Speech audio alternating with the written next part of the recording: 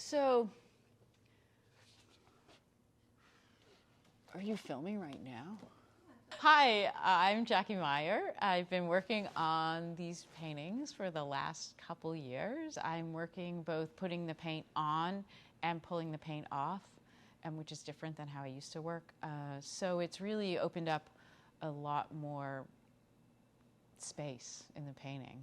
I did a lot of like really geometric work. I'm hoping this is no, that's not really geometric. I love doing it, but I needed to like open it up somehow. It kind of got stuck in geometry as one can.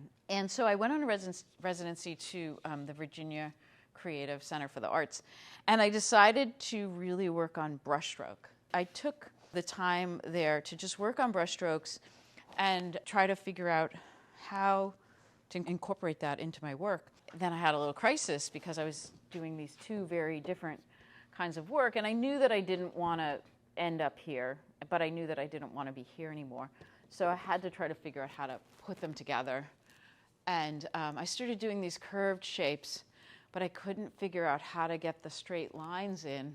And I was complaining to one of my friends, and he said, just take out a T-square. I was like, oh, is it that easy? I just took out my T-square and started, working with this to bring in the geometry by using it to make the lines. And so it's some kind of combination of both. And it really opened up what I was doing and pushed my work in a new direction. I've been here in this studio for 10 years, and right outside my window is a dry dock.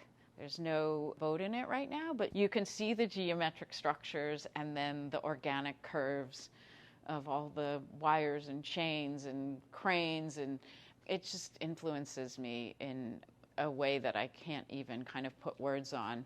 I work directly on the wall, usually right about here, and then I have my palette and my paints on these rolling carts. And then I do a lot of scraping off on the table with extra paper underneath that kind of turns into works themselves.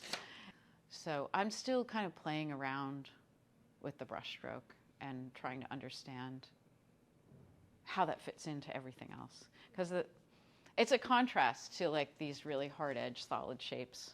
I'm trying to create some kind of organic geometric space, like something like that we need to have out in the world, something where the geometry considers and works with the organic world, that we live in. It needs to be more of a cohesion rather than one dominating the other.